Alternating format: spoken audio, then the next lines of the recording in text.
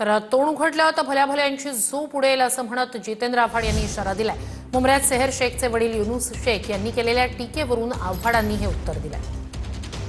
चलता है राजनीति में दो चार दिन गरम, जरा दोन चार दिवस लोगांना गरमाहट असते, जरा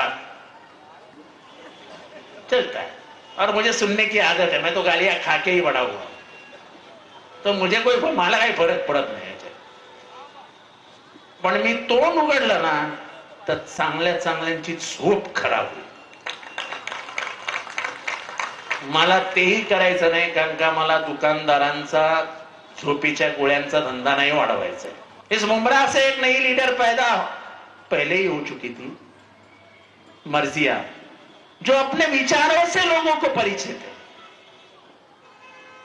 चॉकलेट खिलाया ऐसा बोल के वो नहीं जाएगी टीवी पे।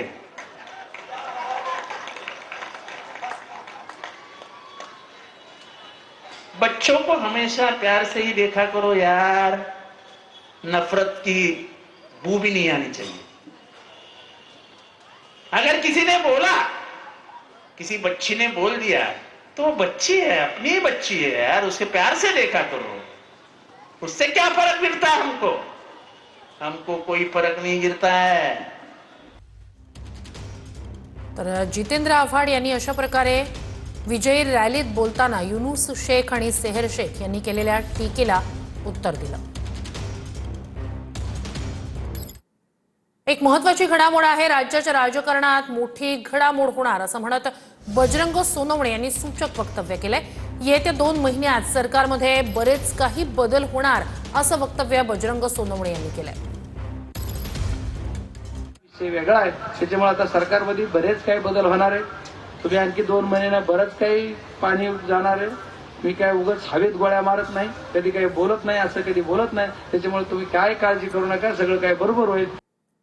पण पुढच्या घडामोडीकडे, झेडपी आणि पंचायत समिती निवडणुकीनंतर दोन्ही राष्ट्रवादी एकत्र येणार असं म्हणत शरद पवारांच्या राष्ट्रवादीचे आमदार राजू खरे यांनी मोठा दावा केलाय।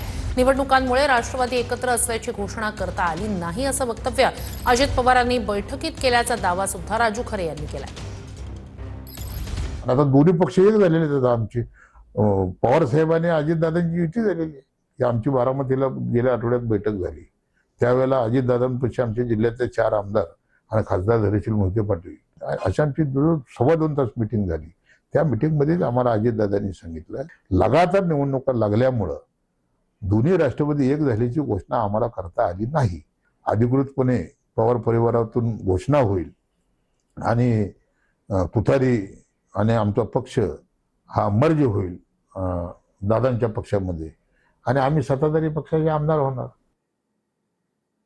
पुढच्या घडामोडीकडे, अखिल भारतीय किसान सभेच्या शिष्टमंडळाची मंत्रालय आणि वर्षा बंगल्यावर बैठक पार पडली। 2 तास चाललेल्या या बैठकीत लॉंग मार्चच्या मागण्या मान्य करण्यात आल्या आणि त्याच्या अंमलबजावणीची संपूर्ण हमी मुख्यमंत्र्यांनी घेतल्याचं कळतंय। तसंच अंमलबजावणीत त्रुटी राहू नये यासाठी मंत्री स्तरावर सातत्यानं पाठपुरावा करण्याचं आश्वासन सुद्धा मुख्यमंत्र्यांनी दिलंय। तर संध्याकाळी मंत्री गिरीश महाजन आणि नाशिकचे जिल्हाधिकारी आज आंदोलकांना संबोधित करणार आहेत। एक महत्त्वाची घडामोड आहे, मराठा कुणबी जात प्रमाणपत्र देण्याचा वेग वाढवण्याचे निर्देश देण्यात आले। मराठा आरक्षण उपसमितीच्या बैठकीत हे निर्देश देण्यात आले। हैदराबाद गॅझेटियर लागू करण्याचे सप्टेंबर 2025 मध्ये आदेश होते। मराठवाडा महसूल विभागातील 8 जिल्ह्यात प्रमाणपत्रांसाठी मोठ्या प्रमाणात अर्ज प्राप्त झालेले आहेत।